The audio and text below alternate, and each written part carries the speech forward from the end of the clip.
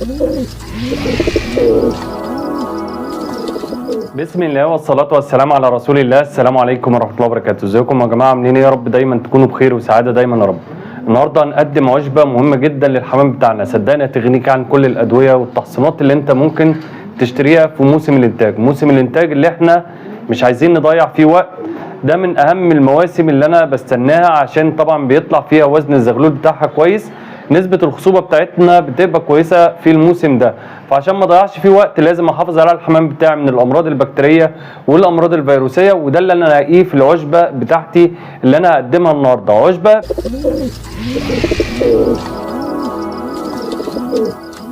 زهيدة في الثمن بتاعها ولكن عالية في القيمة بتاعتها مع الحمام بتاعنا، وهي عشبة البقدونس.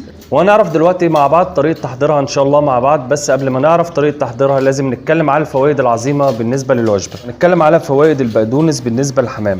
القيمة الغذائية اولا يا جماعة بالنسبة للحمام، البقدونس بيحتوي على الكثير من المعادن مثل الحديد، الفسفور، الكالسيوم. بيحتوي على فيتامين سي اللي هو موجود في الليمون اللي نحتاجه اثناء البرد، يعني كده بنحصن الحمام بتاعنا من البرد ومن الامراض التنفسيه. يحتوي البقدونس على فيتامين اي وهو مفيد جدا بالنسبه للتكاثر والطاقه الجنسيه، ومفيد للعين وللنظر، يعني يعتبر بمثابه السيلينيوم اللي احنا كلنا برضه بندور عليه. بيحتوي على فيتامين ج، بيحتوي على الاملاح المعدنيه الهامه جدا للحمام بتاعنا اللي احنا برضه بندور عليها، اللي هي الفيتامينات والاملاح المعدنيه. فاتح قوي جدا للشهيه بتاعت فرد الحمام بتاعنا. بنلاقي الحمام ساعات ما بيكلفش، بنلاقي الحمام متكاسل مش مقبل على الكلفه، فده باذن الله هيحل المشكله دي وهيفتح شهيه فرد الحمام بتاعنا.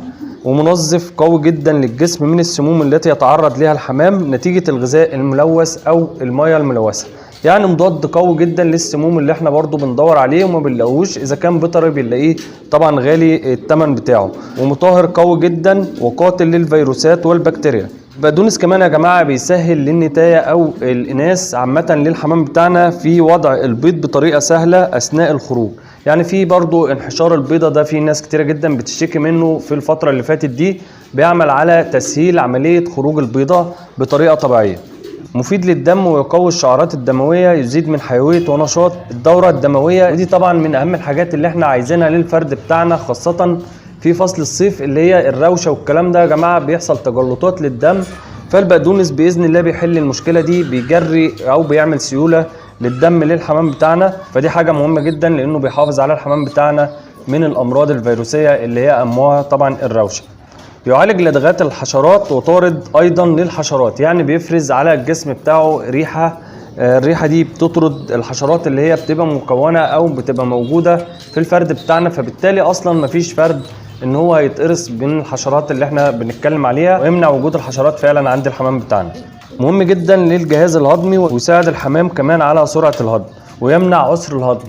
في ناس كتيره جدا برضو بتشتكي من عسر الهضم، تحجر الحويصله، الحاجات دي كلها باذن الله البقدونس هيمنع كل المشاكل اللي احنا بنتكلم عليها دي.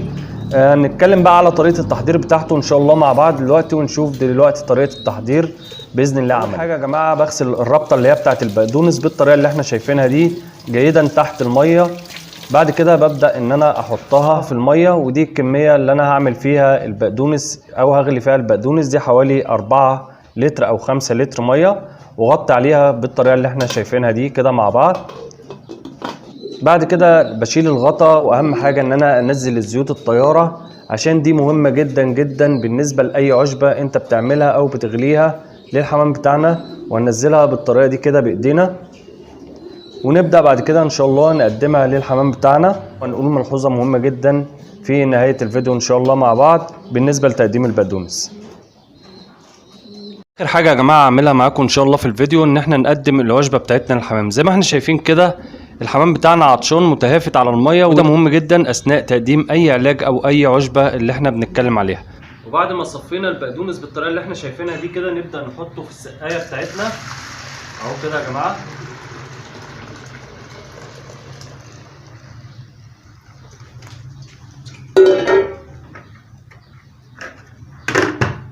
والحمام بتاعنا ان شاء الله هيشرب منه ومش هيخلي فيه حاجه باذن الله. زي ما احنا شايفين كده يا جماعه الحمام بدا ان هو يشرب من العشبه اللي احنا عاملينها اللي هي عشبه البقدونس. مهم جدا زي ما انا قلت كده ان احنا لازم نعطش الحمام بتاعنا عشان ما يبقاش فيه حمامه بتتدلع او بتسيب الميه او ما بتشربش من العلاج بمعنى اصح. الملحوظه بقى اللي هتكلم عليها ان انا بقدم البقدونس ده مره واحده بس في الشهر، على قد ما هو مفيد ممكن ان هو يقلب معانا باسهال، فمش مستحب ان انا افضل اقدم البقدونس باستمرار للحمام بتاعنا اسبوعيا.